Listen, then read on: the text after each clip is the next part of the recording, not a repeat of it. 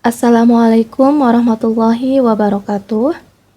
Baik teman-teman, seperti yang sudah dijanjikan, kali ini kita akan membahas tentang latihan soal asesmen madrasah matematika kelas 9 2023-2024. Ada 30 soal pilihan ganda dan juga 5 esai.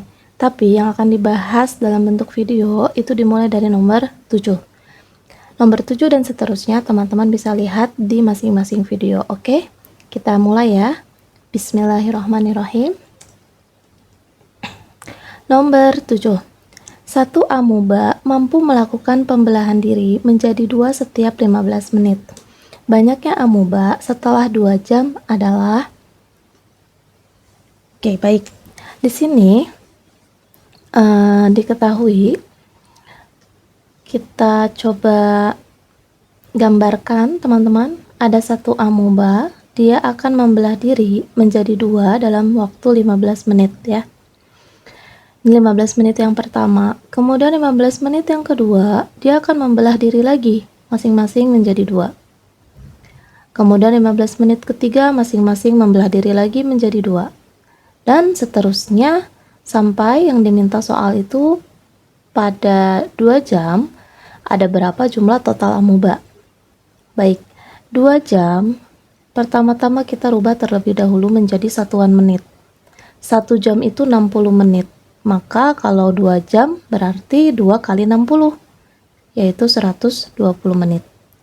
Sedangkan proses pembelahan diri terjadi setiap 15 menit sekali. Nah, ini kita bagi 15 menit. 120 dibagi 15, hasilnya adalah 8. Nah, setelah mendapatkan angka 8, untuk menyelesaikan tipe soal seperti ini, kita menggunakan konsep bilangan berpangkat A pangkat N. A ini adalah berapa banyak terjadinya proses pembelahan diri. Sedangkan N-nya adalah waktu, ya. Waktu yang kita peroleh. Tadi ini adalah 8, sedangkan A-nya itu 2 ya. Jadi untuk menghitung jumlah amuba setelah 2 jam, yaitu 2 pangkat 8. 2 kali 2 dikali 2 terus berulang sebanyak 8 kali. Nah, maka kita peroleh angka 256 amuba. Ini adalah jumlah total amuba setelah 2 jam. Kita ke nomor 8. Diketahui himpunan PQRS, di sini teman-teman bisa lihat ya, masing-masing memiliki anggota. Yang ditanya adalah manakah himpunan pasangan berurutan di atas yang merupakan fungsi. Ini adalah materi relasi dan fungsi. Ya. Oke, kita cek satu persatu teman-teman untuk setiap anggotanya. Sebelum kita cek, kembali Ustazah ingatkan tentang istilah domain, kodomain. Ada yang masih ingat? Domain itu adalah daerah asal, ya. Sedangkan kodomain itu adalah daerah lawan atau daerah kawan. Kalau pada himpunan pasangan berurutan, daerah asal itu ditunjukkan dengan urutan yang pertama. Mau itu angka ataupun huruf, dia letaknya di urutan yang pertama. Sedangkan untuk daerah kodomainnya, dia urutan yang kedua. Ya, diingat ya. Oke, kita cek. Domain P itu ada A, B, C. Kodomain himpunan P, A, B, C. Ya, itu domain dan kodomain. Oke, balik lagi kita ke fungsi. Syarat dari fungsi apa?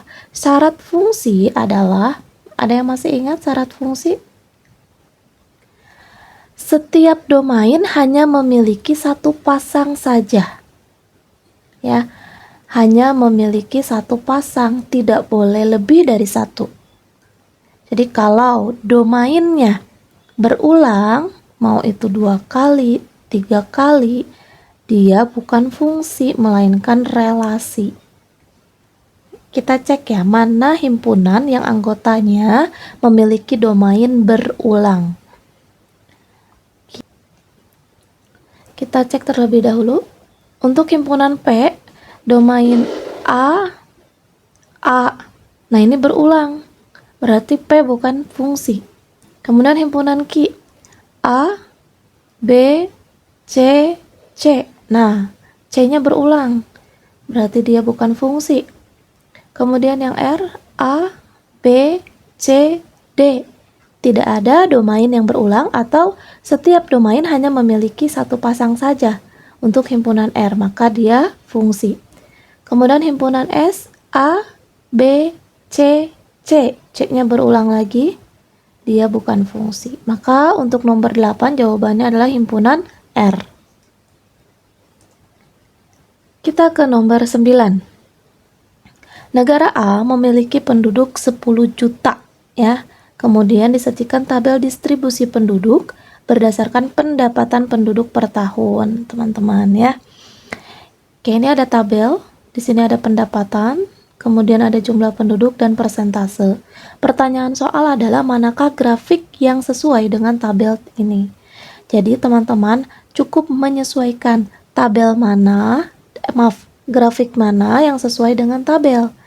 Nah, yang disajikan pada grafik adalah di sumbu X-nya ini adalah jumlah pendapatan penduduk.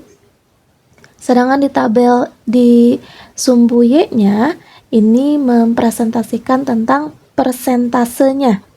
Ya, persentase pendapatan penduduk dengan jumlah penduduk. Jadi untuk pendapatan yang kurang dari $10.000 ya, persentase jumlah penduduknya adalah 7% dan seterusnya. Disesuaikan saja mana yang sama dengan tabel. Jawabannya adalah grafik yang A. Karena grafik yang B dan grafik yang C itu ada persentase yang tidak sesuai dengan jumlah pendapatannya. Teman-teman boleh cek ya. Kita ke nomor 10. 2 buah dadu dilempar undi bersama-sama. Peluang muncul jumlah mata dadu 9 atau 10 adalah, untuk nomor 10 materi ini adalah materi peluang. Kita identifikasi dulu ya. Oke, peluang itu rumusnya adalah NA per NS. Jadi misal A adalah kejadian yang ditanyakan soal ya, maka peluang kejadian A sama dengan banyaknya kemungkinan terjadinya kejadian A dibagi banyaknya ruang sampel. Oke, balik lagi kita ke 2 buah dadu. Untuk 2 buah dadu, maka NS-nya adalah 36. Sedangkan kalau cuma 1 dadu, NS-nya 6. Ya, kita coba analisa dulu peluang munculnya jumlah mata dadu 9. Ustazah coba kasih pemisalan K. K adalah munculnya jumlah mata dadu 9. Oke, misal mata dadu yang pertama 3, maka mata dadu yang kedua 6. Jumlahnya 9 ya, kalau kita jumlahkan 3 tambah 6, 9. Lalu kemungkinan yang berikutnya, kalau yang pertama 4, maka yang kedua 5. Yang pertama 5, maka yang kedua 4. Yang terakhir 6 dengan 3. Maka kalau kita total NK itu ada 1, 2, 3, 4. Ada 4. Maka peluang kejadian K atau peluang munculnya mata dadu, jumlah mata dadu 9 adalah 4 per NS-nya 36. Gitu ya. Oke, sekarang kita ke munculnya jumlah mata dadu 10. Kalau dadu yang pertama 4, maka dadu yang kedua 6. Kemudian yang pertama 5, yang kedua 5 juga. Yang terakhir 6 dengan 4.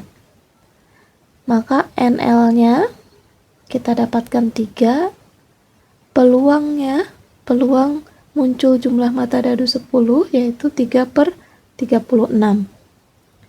Oke, karena pertanyaannya di sini adalah atau, cara menyelesaikannya adalah ditambah. Peluang kejadian munculnya jumlah mata dadu 9 ditambah peluang kejadian munculnya mata dadu berjumlah 10 ya. Jadi 4 per 36 ditambah 3/36. Di sini penyebutnya sudah sama, 36. Maka teman-teman cukup menjumlahkan bagian atasnya saja, yaitu 7. Inilah hasilnya, 7/36, ya. Kita ke nomor 11. Umur adik 5 tahun yang akan datang akan sama dengan umur kakak saat ini, sedangkan 2 kali umur adik 4 tahun yang lalu sama dengan umur kakak 10 tahun yang akan datang. Model matematika yang sesuai dengan penjelasan di atas adalah, ini yang ditanyakan adalah model matematikanya. Artinya teman-teman mengubah kalimat menjadi simbol atau variabel. Itu yang dimaksud dengan model matematika. Di sini diketahui umur adik dan umur kakak. Kita buat pemisalan ya. Umur adik misal sebagai X. Maka umur kakak kita misalkan dengan Y. Kalimat yang pertama kita ubah terlebih dahulu. Umur adik 5 tahun yang akan datang. Yang akan datang berarti X ditambah 5 akan sama dengan umur kakak saat ini. Umur kakak saat ini adalah Y. Selesai untuk kalimat yang pertama. Kita ke kalimat yang kedua. Sedangkan 2 kali umur adik 4 tahun yang lalu, umur adik 4 tahun yang lalu berarti X dikurang 4. Karena di sini ada kalimat 2 kali, maka tambahkan 2 di depan kurung, ya. Sama dengan umur kakak 10 tahun yang akan datang, Y ditambah 10. Selesai. Ini model matematika untuk kalimat nomor 11. Ya. Kita ke nomor 12. Alif membuat sebuah tugu dengan membangun sebuah balok yang memiliki alas persegi yang panjang sisi alasnya 100 cm. Di atasnya diberikan sebuah bangun berupa limas sebagai puncak tugunya dengan tinggi limas tersebut adalah 60 cm sehingga tinggi seluruh tugu adalah 460 cm. Alif akan mengecat tugu tersebut dengan warna putih. Jika satu kaleng cat dapat menutupi permukaan seluas 10 meter persegi, maka Alif membutuhkan berapa kaleng cat? Oke, sebelum kita jawab, kita identifikasi dulu teman-teman. Kita gambarkan, akan lebih mudah mengerjakan soal cerita seperti ini ketika kita mencoba untuk menggambarnya. Ya, tidak perlu bagus, tapi setidaknya sudah mewakili dari soal ya. Misalkan tubuhnya seperti ini. Anggap saja ini tugu ya, terdiri dari balok ya dan juga limas. Baloknya itu alasnya bentuknya persegi.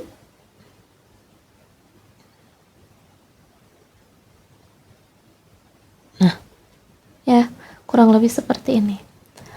Lalu diketahui si alas persegi ini sisinya 100 cm. Di atasnya diberikan sebuah bangun berupa limas dengan tinggi limas 60 cm. Tinggi limas itu berarti yang di dalam teman-teman ya. Nah, ini 60 cm.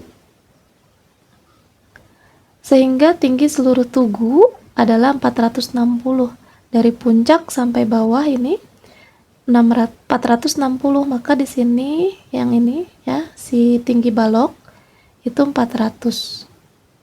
Karena 60-nya adalah kepunyaan tinggi limas. Jika satu kaleng cat dapat menutupi permukaan seluas 10 meter persegi, berapa kaleng cat yang dibutuhkan Alif? Maka ini kita harus mencari luas permukaan balok ya. Tentunya tanpa tutup teman-teman ya. Balok tanpa tutup. Kenapa? Karena bagian dalam ini kan tidak dicat. Yang dicat itu hanya bagian luar tugu saja. Ditambah luas selimut limas ya, atau luas sisi tegak limas. Baik, untuk luas selimut limas kita lihat di sini sisi tegak limas dibentuk oleh segitiga ya, dibentuk oleh segitiga. Jadi yang dicari nanti luas segitiganya, tinggal nanti dikalikan 4 karena ada 4 segitiga. Ke luas segitiga, kita ke luas segitiga dulu ya teman-teman. Rumusnya adalah setengah dikali alas dikali tinggi. Alasnya berapa? Alas segitiga ini nih, kalau misalkan Ustazah arsir ya, yang ini nih, alasnya akan sama dengan persegi. Ya, persegi kita gambarkan, coba kita pisahkan, misal ini Ustazah gunting ya. Nih. Ini alasnya akan sama dengan persegi, yaitu 100 cm. Sedangkan tingginya adalah yang ini. Kita belum tahu tingginya berapa ya. Kalau misalkan pada tugu, coba Ustazah pakai warna kuning. Ini adalah tinggi dari segitiga. Tinggi segitiga ini harus kita cari menggunakan Pitagoras ya. Harus kita cari menggunakan Pitagoras. Dari mana? Dari segitiga yang ini. Nih ya.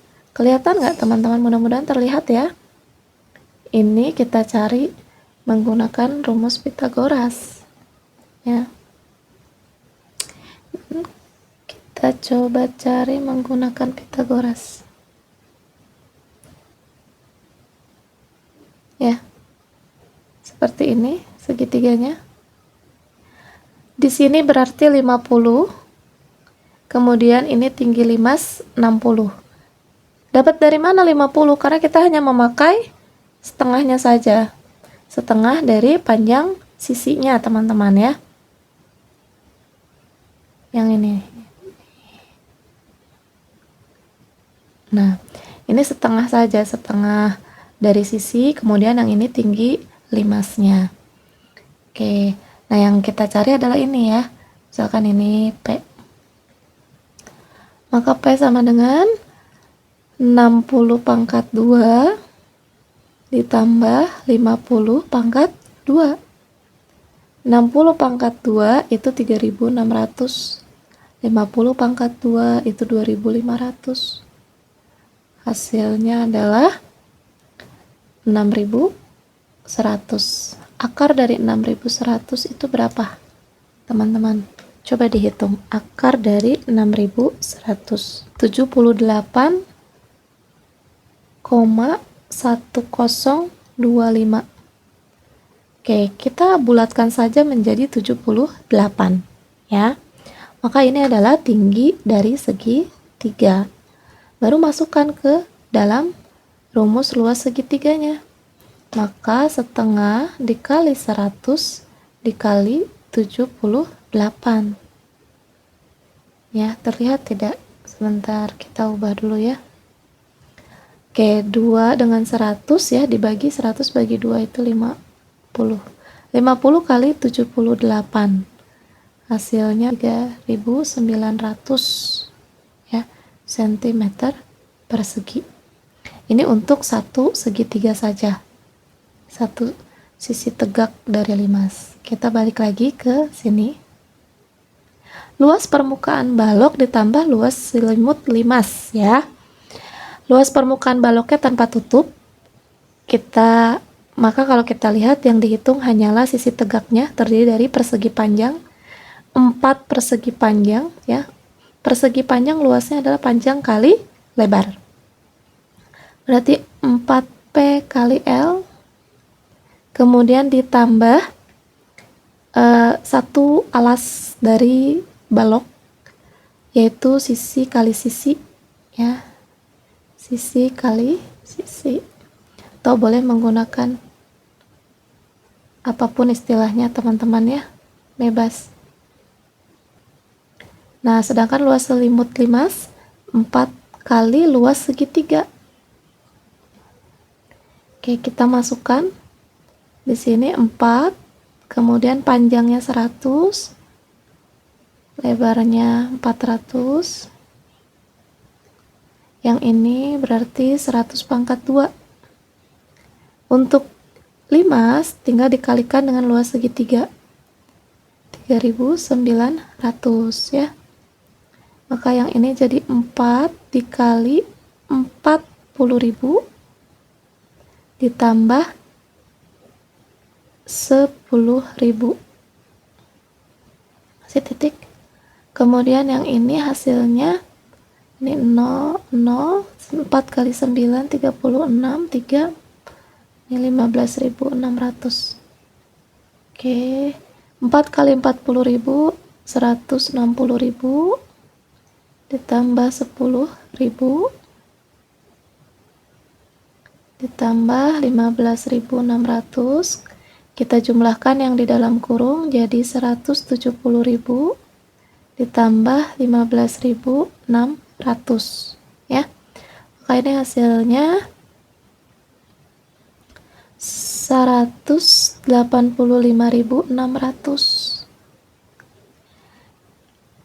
cm persegi ya. Satuannya adalah cm persegi. Kita ubah ke meter persegi. Dibagi berapa? Dari cm ke m. Karena dia persegi, maka dibagi 10.000 meter ya. Enggak pakai meter, 10.000. Oke, kemudian kita dapatkan 18,56 meter persegi. Lalu ini bisa satu kaleng cat bisa menutupi 10 meter persegi ya, satu kaleng cat. Ini dibagi 10, maka kita dapatkan 1,856 kaleng ya, atau boleh menjadi 2 kaleng ya, jadi ada lebihnya sedikit, gak masalah. Ada 2 kaleng yang dibutuhkan oleh Alif. Begitu teman-teman ya untuk menjawab soal nomor 12.